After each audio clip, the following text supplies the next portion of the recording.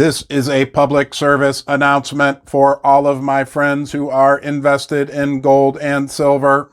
I've told you this before, and I'm going to repeat it again. Don't drive yourselves crazy trying to explain the attributes, the benefits of owning precious metals, precious metal mining stocks to anyone unless they come to you asking for advice. You will drive yourself crazy. I've got a great story about that exact subject that I'm going to share with you today because I'm not as smart as you. I don't heed my own advice. I still try to explain it to people from time to time.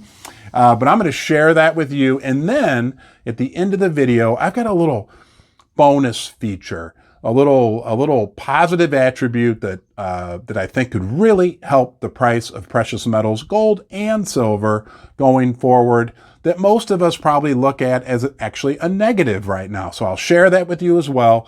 Let's get started. Hey, I'm glad you decided to join me today in Ron's Basement. If you want to subscribe to my channel, that would be awesome. I put out new content darn near every day. Don't forget to hit the little bell icon and turn on notifications. Otherwise, the way YouTube works, they may not notify you every time that I put out a video. Now, I'm glad that you came here.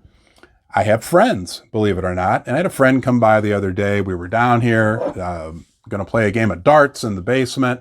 And he happened to see this guy. I've shown him to you many times. My old friend, the 10-ounce silver bar. And he was like, well, what's that? And I said, that's a 10-ounce bar of pure silver. And he was like, oh, that's pretty cool. And I kind of threw it to him and he caught it. And he's like, man, that's heavy.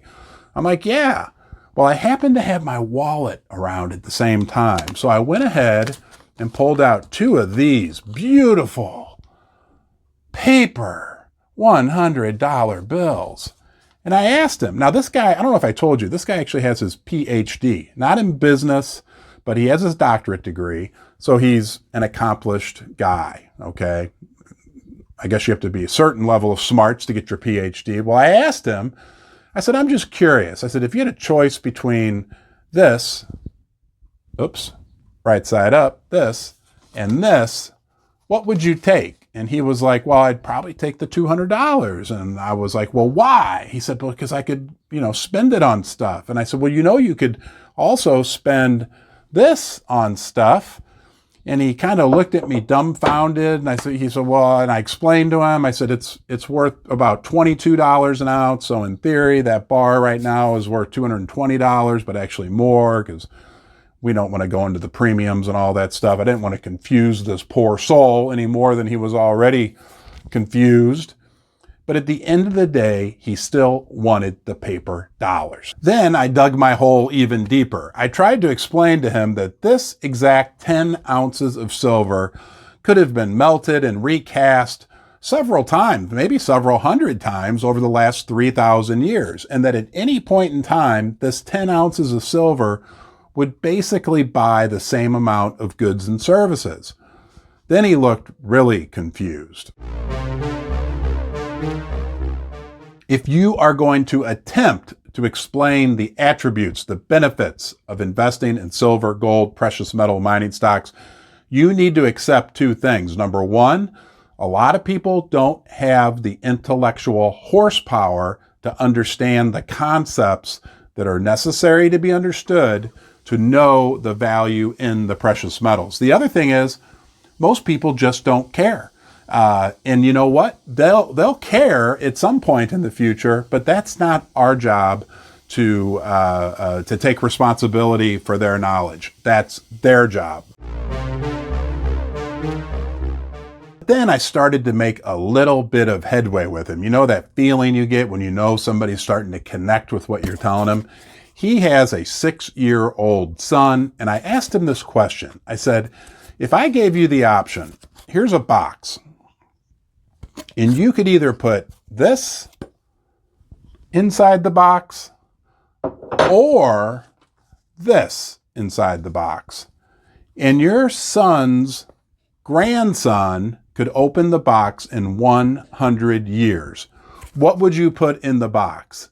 And then I could see he was starting to get it a little bit. Like he realized, like, in 100 years, is this really going to be worth anything?